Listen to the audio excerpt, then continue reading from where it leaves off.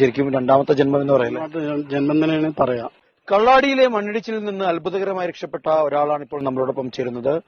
മീനാക്ഷി സ്വദേശിയായ മുസ്തഫ അത്ഭുതകരമായാണ് രക്ഷപ്പെടുന്നത്. മാത്രമല്ല വെള്ളത്തിൽ നിന്ന് മാത്രമല്ല തൊട്ടു പിന്നിലേക്ക് നിയന്ത്രണം വിട്ടു വന്ന ടാങ്കർ ലോറിയിൽ നിന്ന് പോലും അത്ഭുതകരമായാണ് അദ്ദേഹം രക്ഷപ്പെട്ടത്. മുസ്തഫ ശരിക്കും രണ്ടാമത്തെ ജന്മം എന്ന് പറയുന്നത് ജന്മം തന്നെയാണ് പറയാം. അത്ര ഇതാണ് എന്നെ കാണുന്ന അങ്ങനെ ആയിരുന്നു കണ്ടത്. ഞാൻ കൽപ്പറ്റയിലേക്ക് പോവുകയായിരുന്നു. ബസ് ഇവിടെ കൈനീട്ടാൻ നിർത്തില്ല, അവർ സ്റ്റോപ്പിൽ മാത്രം നിർത്തുള്ളൂ. അതുകൊണ്ടാണ് അങ്ങോട്ട് പോകാൻ കാരണം. അങ്ങനെ ഞാൻ ഈ ദുരന്തത്തിൽ പെടുന്നത് അത്ഭുതകരമായിട്ട് തന്നെ രക്ഷപ്പെട്ടതെന്ന് പറയാം. പിന്നെ എന്റെ ഉപജീവന മാർഗം ഈ കട, ഈ കട തൊട്ടടുത്ത കട എന്റെ ഉപജീവനം. അപ്പൊ അതുവരെ തുറക്കാൻ വീടും ഭീഷണിയിലാണ് നിൽക്കുന്നത്. അപ്പൊ നമുക്ക് അതിനായിട്ടൊരു തീരുമാനം എടുത്ത് പുനരധിവാസത്തിനോ അല്ലെങ്കിൽ എന്താ അതിന്റെ അവര് ചെയ്തു തരണം സർക്കാർ അയക്കുന്നത്.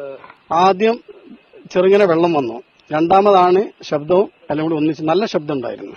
അങ്ങനെയാണ് വന്നത് മണ്ണ്. കുറെ ആളുകൾ ഉണ്ടായിരുന്നു മുസ്തഫയുടെ സമയത്ത്. കുറെ ആളുണ്ടായിരുന്നു. കൂടുതൽ ആൾക്കാർ പിന്നെ സെക്യൂരിറ്റി റൂമിലാണ് കയറിയത്. അവരെവിടെയാണ് ആദ്യം നോക്കണം. ഞാൻ ദൃക്സാക്ഷിയാണ് ഞാൻ കണ്ട സെക്യൂരിറ്റി റൂമിൽ ആൾക്കാർ ഹെൽമെറ്റ് ഇട്ടാണ് കയറിയത്. ഹെൽമെറ്റും കോട്ടും അവർക്ക് ലേബർമാർക്കും ഉണ്ടായിരുന്നു. അപ്പൊ ഞാൻ നോക്കുമ്പോൾ ആ ഭാഗം അടക്കം പോയിട്ടുണ്ട്. നല്ല പരിക്കുണ്ടോ?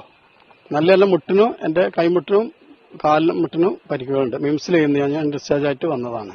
ശരിക്കും ഈ നാട്ടുകാരനായതുകൊണ്ട് പുഴയുടെ ഒഴുക്കൊക്കെ അറിയുന്നതുകൊണ്ടാണ് ഞാൻ ലെഫ്റ്റ് സൈഡിലേക്ക് ഓടാൻ കാരണം. അല്ലെങ്കിൽ റൈറ്റിലേക്കാണ് ഞാൻ കൂടെ പോയിട്ടുണ്ടാവും.